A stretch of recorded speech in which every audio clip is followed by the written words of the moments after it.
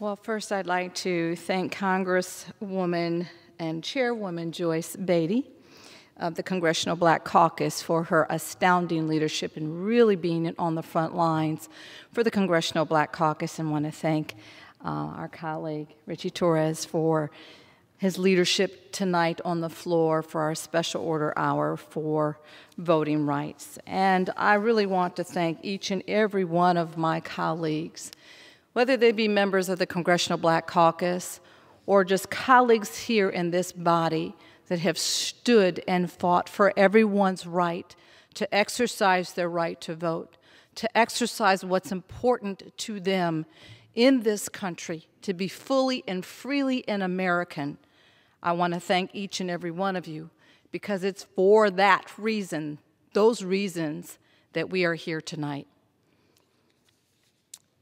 Madam Speaker, I rise today, like so many have done before me throughout the years, to stand for the right of every American in this country, every citizen, to vote.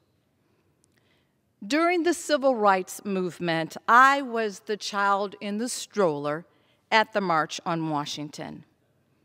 And I know many have heard me say before that my father was president of the NAACP chapter in Illinois.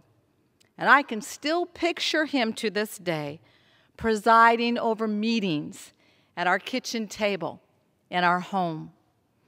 Our house was always filled with volunteers and civil rights leaders and workers as they were working on their poster boards and preparations and getting ready for rallies and for marches, as they were preparing to fight for a brighter world.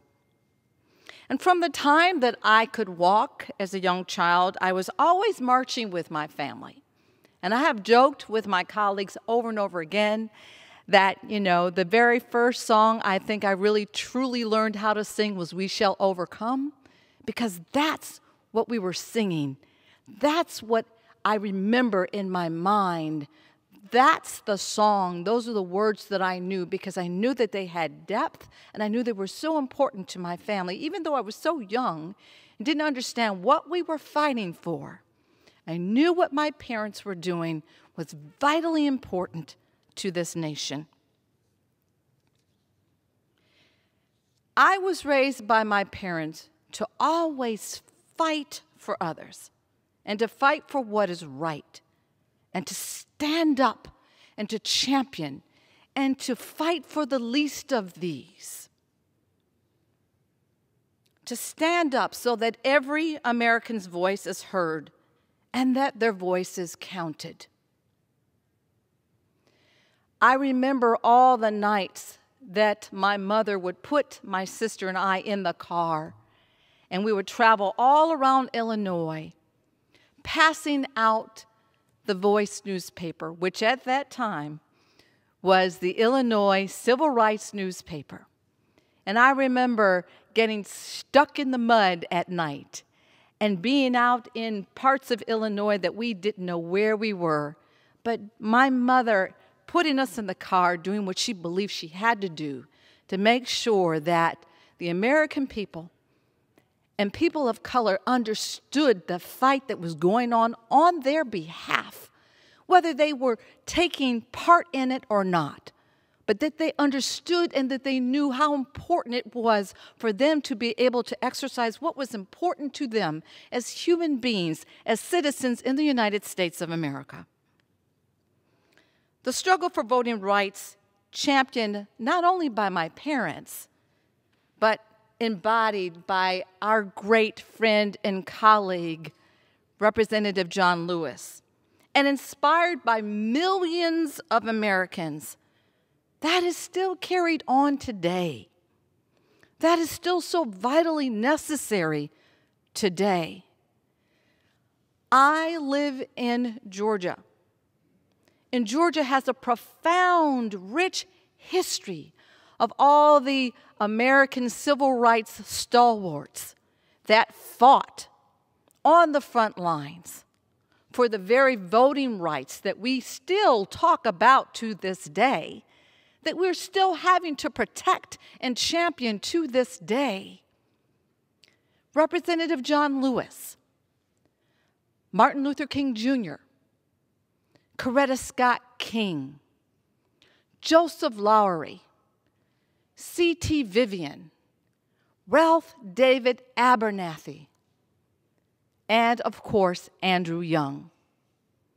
These are the individuals that were on the front lines fighting for those of us, members of Congress, African Americans, to be in this chamber, to be in this house, to be in this body, to represent the values and the dreams of not only people of our ilk, but of the American people. Had it not been for those individuals, as Representative Terry Sewell has mentioned, the foremothers, the forefathers, we would not be here today. Free and fair elections are the bedrock of American democracy. That's what this democracy was founded upon. As John Lewis used to say, freedom is not a state, it is an act. Freedom is the continuous action that we all must take, and each generation must do its part to create an even more fair and more just society. And together, each and every one of us must do our part. When I think about the fact that my father worked so hard in the civil rights movement, and that my father was there in the White House with President Lyndon Baines Johnson for the signing of the Civil Rights Act of 1964. When I think about the fact that I am here as a member of Congress because of the work that my forefathers and foreparents and civil rights workers and leaders and volunteers and people who just believed in what the Constitution said and meant, believed in that by exercising the right to vote. The fact that now we are still fighting for those same rights, and that people live in jeopardy of having those rights taken away is unconscionable.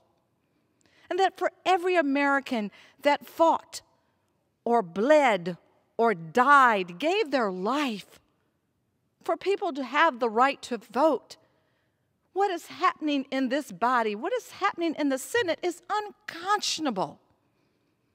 And we are better than this. America is better than this. We have been that beacon for the world, for the sense of democracy. And we must continue to be that very thing. Across America, we are standing up. Across America, we will lead the fight for free and fair elections. Across America, we will lead the fight to ensure that every American has the right to make their voice heard. Across America, we will lead the fight to create a more just society.